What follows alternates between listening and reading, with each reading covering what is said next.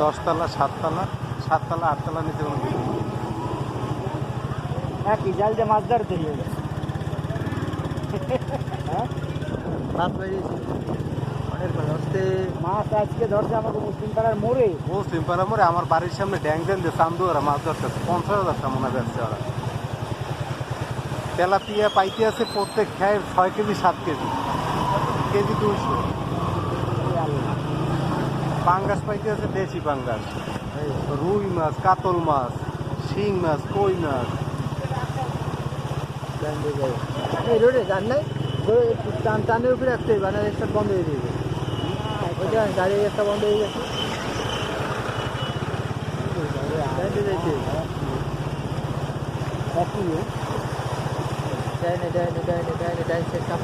ভালো